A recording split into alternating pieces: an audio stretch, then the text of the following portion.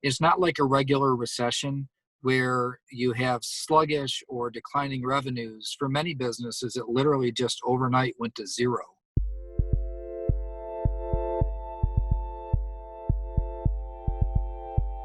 Joining me now is the former Lieutenant Governor, Brian Calley, and he's also now the president of the Small Business Association of Michigan. Brian, it's good to see you. Thanks. It's great to be with you again. So this weekend, the news is businesses up north are going to be able to open up. What are you hearing in terms of concerns from those business owners about being prepared to be back open? There are a lot of requirements, a lot of new requirements. And while we've been anticipating that would be the case and trying to anticipate what the rules would be, those businesses that didn't already have a jump on it, a head start on getting ready to reopen, I think are really going to struggle to open straight away on Friday, as the new orders allow for, at least for regions 6 and 8, Traverse City, tip of the mitt, and then the Upper Peninsula. So I think you're going to see a mixed reaction. You'll see some bars and restaurants that are ready to open. You're going to see others that it's going to take a few weeks before they can install all the right equipment that they need, get their workforce back. Even things like ordering food and beverage. A lot of these restaurants don't even have that on site right now, because naturally they didn't know when they'd be able to open up. So it's kind of a soft opening. What do you think are the biggest challenges? Is it PPE? Is it the distancing factor inside? Or are we really based on whether you're retail or you're restaurant? There are some types of professions like landscaping or construction, even manufacturing, where you can engineer distancing and PPE into the process a lot easier. But in some types of businesses, especially with small businesses, it's not so easy to do. So that it is highly dependent on the style and the type of business, but all of them are in for an adjustment. And there are a lot of new practices, especially things like health screening.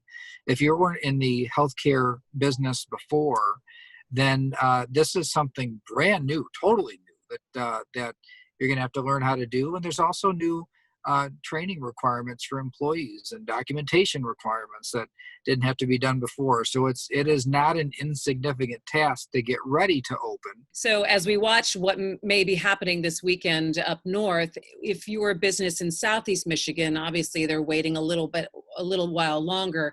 What would you say to those businesses to be doing right now in preparation? And what is your organization kind of giving them the best practices or the guidelines to be able to be ready? Every business is required to have a COVID-19 preparedness and response plan. And there's a lot to those, and it depends on which industry you're in. But there's an executive order, 2020-91, which lays out a lot of the new requirements and the requirements that were in previous iterations of the executive orders. And what we have done is to translate that into a guide to restarting your business into plain English and in an order that would make sense to business owners, and but then also to incorporate the latest information into a template to be used for that document. Businesses are going to have this response and preparedness plan. They have to have this document. And it's a requirement of all businesses, regardless of type. And so we want to help small businesses that don't have compliance staff and teams of attorneys and things to handle that type of paperwork and compliance work. We want to make it as easy as possible, but understanding that it has to be done right. And so it's a delicate balance to try to simplify, right size for business, but make sure that the job still gets done. You surveyed your members a couple of weeks ago, and 14% of Michigan small businesses are not confident they'll survive this pandemic. I mean, is that not confident they'll survive the shutdown, or even being able to get these processes in place to reopen if it's just going to be too cumbersome or something that they just can't handle? Well, it's going to be all of the above. When we asked the businesses about their confidence level, it was in the second half of April. So even that short into the crisis, the confidence level was pretty low. Now, as we know about what the the requirements are going to be. We do plan pretty shortly to get back out there in the field and ask the businesses again, given what we know today, some of the orders that have come out, some of the additional permissions for reopening. Now that you can see what the rules are, how confident are you now that you can survive and see if it goes up or down? I can see two different forces at work here. I know that in certain industries that have been green lighted to go, certain regions, that naturally we'd expect the confidence level to go up some, because now there's at least something that they can control and get out there and operate again.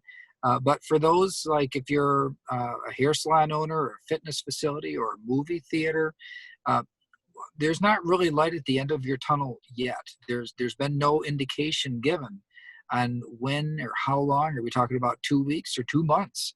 And so I think it's those types of businesses are really struggling to both plan for the future and also have confidence that they can make it, because they don't really know how long a ride they're in for. So when you're on having telephone conversations with people and helping small businesses clarify the rules and the guidelines that they have to follow, is there your biggest concerns about capital, about getting more money for these businesses? What would you say are your top 3 concerns right now that you're dealing with? Well, certainly cash flow is the number one concern of most businesses, because it's not like a regular recession where you have sluggish or declining revenues. For many businesses, it literally just overnight went to zero.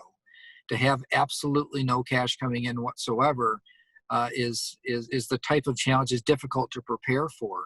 So that's definitely a main and top concern.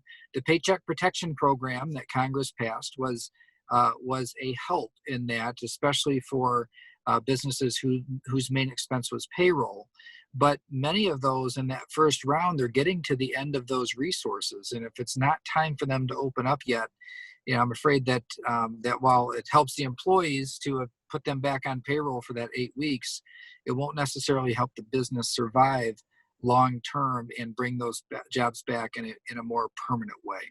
I got to ask you about just an overall economic question about the state of Michigan, and you served as lieutenant governor for 8 years. What is your sense about where this places Michigan? Obviously, we're always the first to feel it when the economy tanks down, and sometimes we are the last to recover. We're entering a new phase, and I guess I would just get your 2 cents on where you see the state headed and what you'd like to see happen. Well, I don't think that future is written yet. But I think it's important how we move forward from here. Everybody knows that you don't flip a light switch and just go back to normal. But I do think that having our state move at a pace that is similar to our neighbors in the Midwest would be pretty important. So as we look to the South, especially Indiana and Ohio, and the type of work that they're doing to safely reopen, it would be my hope that we wouldn't be too far behind them in the way that we operate. Think about automotive supply chains, for example. Once the supply chain goes, then everybody in that supply chain needs to be ready to operate. And so manufacturing is up and running statewide. So I think that we're well positioned in that area. But take, for example, tourism. Well, tourism is not one of those things like manufacturing where the order gets put on hold and you end up doing it later on. When you miss the season, you miss the season. And so having one of our big 3 industries, tourism, miss this really short window when many of them make 80 or 90% of their revenue or income for the entire year, that's the sort of thing that most businesses really wouldn't be able to recover from. Yeah. All right. Brian Calley, we're going to continue to check in with you as this continues to move forward and we see more business open up, or perhaps not. It'll be good to check in with you. Brian Calley, president of the Small Business Association of Michigan. It's good to see you. Thanks. Likewise. Great to see you too. Okay. Be well. All right. You too. You can find more at onedetroitpbs.org or subscribe to our social media channels and sign up for our One Detroit newsletter.